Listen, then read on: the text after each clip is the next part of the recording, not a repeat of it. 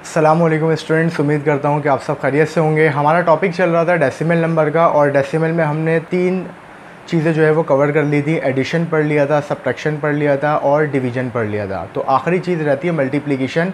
तो आज हम जो है वो डेसिमल नंबर की मल्टीप्लिकेशन के बारे में पढ़ेंगे, यानी मल्टीप्लिकेशन ऑफ डेसिमल नंबर्स।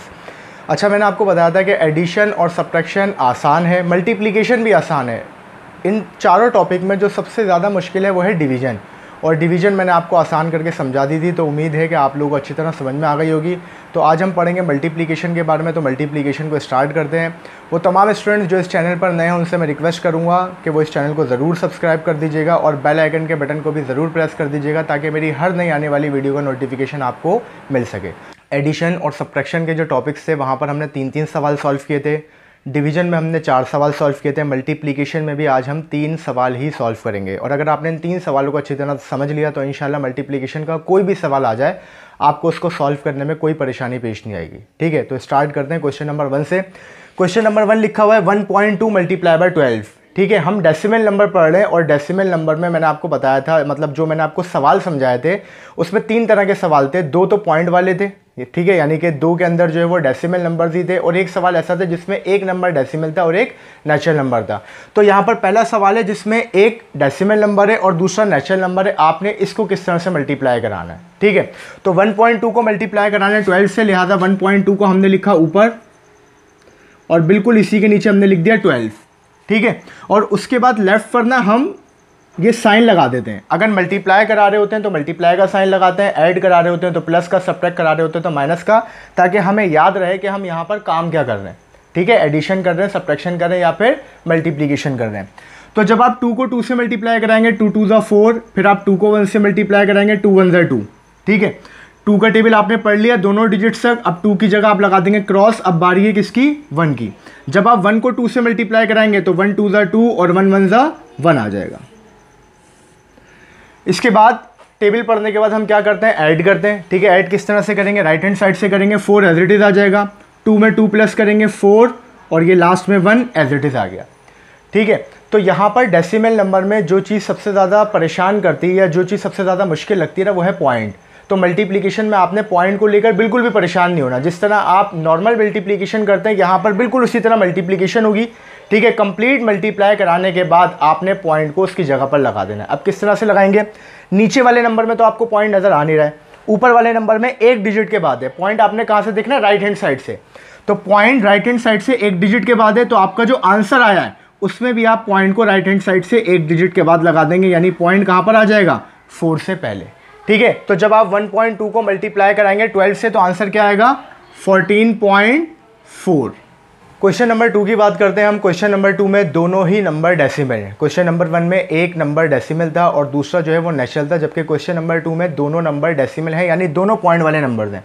आपने 1.2 को मल्टीप्लाई कराना है 3.4 से। ठीक है, तो आपने 1.2 को ऊपर लिखा, इसके नीचे आपने लिखा 3.4।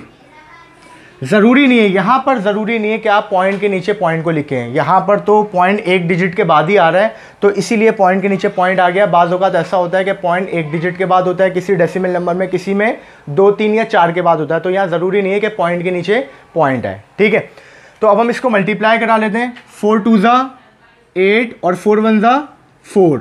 4 से मल्टीप्लाई करा लिया तो 4 की जगह क्या आ जाएगा? क्रॉस। ठीक है, इसके बाद बारी है 3 की, तो 3 2 ज़ा 6 और 3 1 ज़ा 3। लाइन ड्रॉ कर देंगे, इन दोनों को ऐड करके नीचे लिखा जाएगा। तो 8 जो है वो इसी तरह आ जाएगा, 4 और 6 दोनों को प्लस करेंगे, आंसर आएगा 10।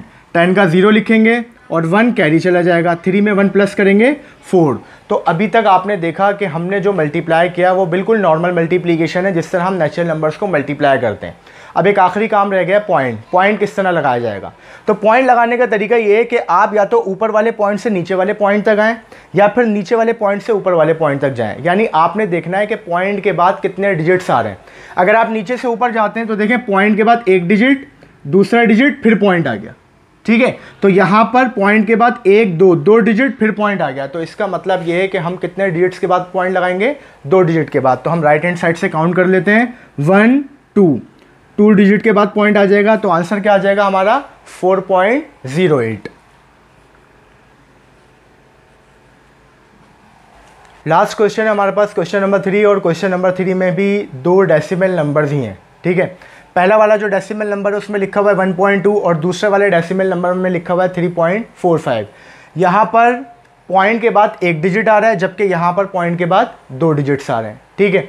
तो आपकी मर्ज़ी है, आप किसी भी नंबर को ऊपर और किसी भी नंबर को नीचे लिख सकते हैं, ठीक है। तो मैं पहले वाले नंबर को ऊपर लिख देता हूँ और दूसरे वाले नंबर को नीचे लिख देता हूँ 1.2 और इसके नीचे आ जाएगा 3.45। आपने इनको राइट हैंड साइड से इक्वल रखना है, ठीक है, यानी ये नंबर जो है वो आगे ना निकले।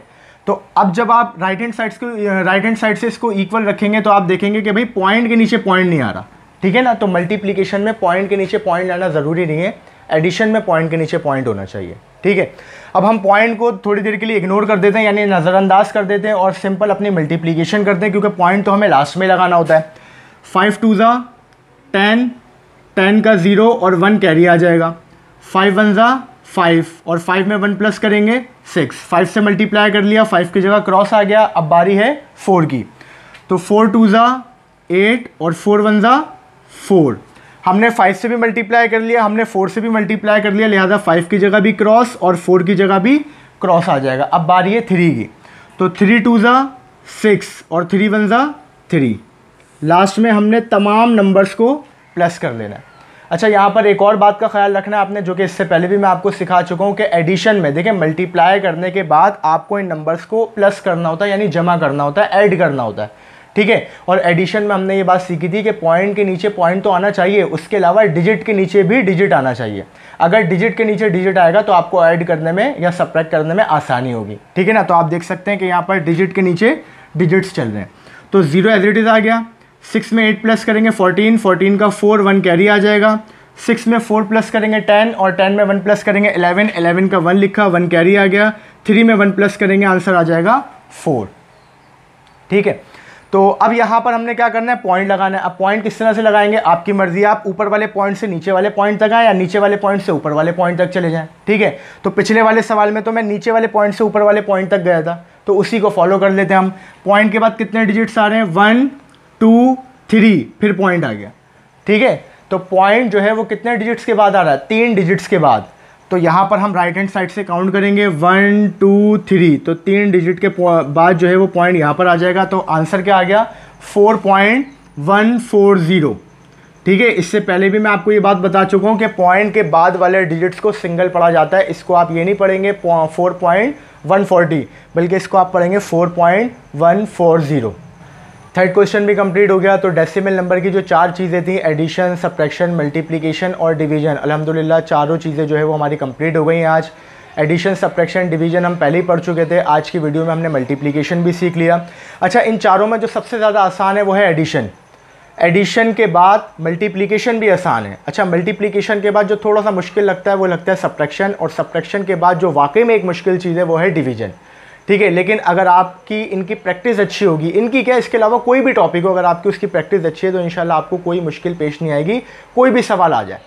हमारे पास सबसे बड़ा मसला ये है कि हम कुछ स्टूडेंट जो है वो क्या करते हैं कि सवालों का एक तरह से रट्टा लगा लेते हैं कि बस किसी तरह पेपर में सवाल है और हम उसको हल कर लें, ठीक है। तो हमारी कोशिश ये होनी चाहिए कि हम मेथड को, यानी कि तरीक़ाकार को समझ लें।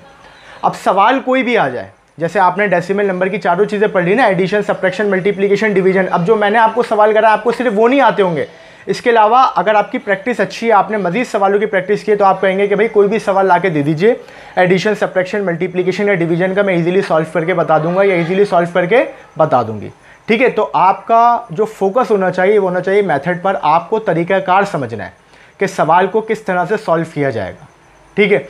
तो स्टूडेंट्स, अल्हम्दुलिल्लाह हमारे डेसिमल की जो चारों चीज़ें हैं वो कंप्लीट हो गई। तो अगर आपको ये वीडियो अच्छी लगी हो तो इसको ज़रूर लाइक कीजिएगा, कमेंट करके भी ज़रूर बताइएगा कि आपको वीडियो कैसी लगी। फिर इंशाल्लाह मिलते हैं अपनी अगली वीडियो में एक नए टॉपिक के साथ। तब तक के लिए अल्लाह हाफ़िज़, दुआ में ज़रूर याद रखिएगा।